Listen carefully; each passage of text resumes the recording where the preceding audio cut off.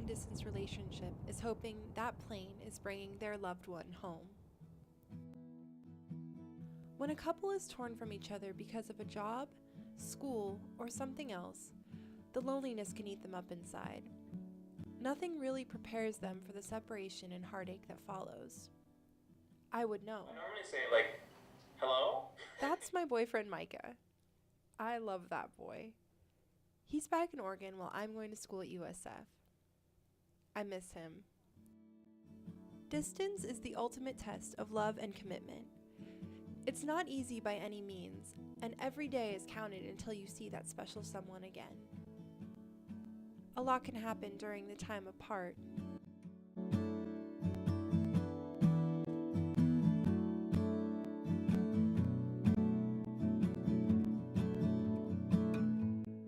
My name is Alexander Foster. I've been in one. I've had several encounters that have been long distance, but only one relationship, yeah. We dated for approximately a year and a half, I'd say. I was on break from USF.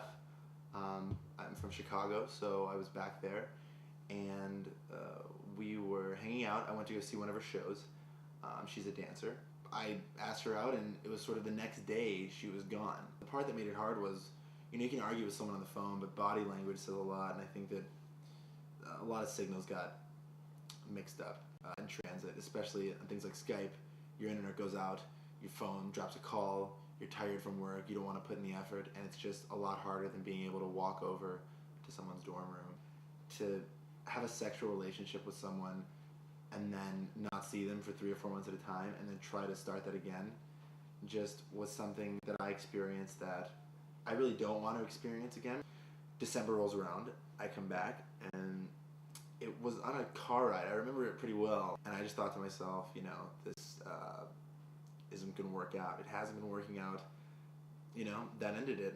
The reason I wasn't so emotional about it was that it was long distance, anyways, we didn't have that connection that other people have. To say that long distance relationships don't work, I think is a problem too, because you see it. Men who have to go off to war, people who have jobs that travel a lot. My dad is gone 30 weeks out of the year, so that's over half the time he's not in Italy with my mom, and they still make it work. My life now is I'm just looking forward to meeting as many people as possible, not trying to rush into things too fast. The mistake of long distance relationships in general can be that you'll put so much effort into something with the hope that you'll meet in the middle. I live in New York, you live in San Francisco, we're going to meet in Chicago one day.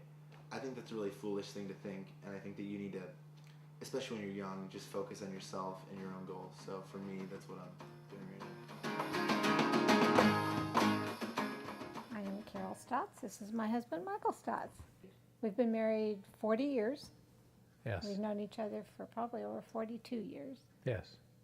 Carol was going to Chico State, and my sister, who was going there, also asked me if I wanted to come up for Pioneer Week, and I was rather hesitant to drive all the way up from Long Beach to Chico, but my sister explained to me that the ratio of women to men was 7-to-1. I got in the car and left. I think you're exaggerating that a bit. But Well, I think my sister was trying to get me up there, so. I think we saw each other at least once a month. He either came up or I flew down. Yes. I was still going to school in Chico, California, and he was working at McDonnell Douglas Aircraft in Long Beach. He did some additional dating, and it was a little tough because we realized, we had long distances, but that first year, so. Yeah, he got himself in trouble a couple of times because I didn't know he was dating. But distance make the heart grow fonder.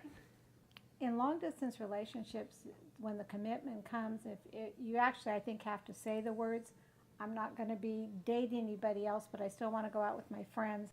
What was nice for she and I was the fact that we got along so well together. And the time spent with each other was much more enjoyable.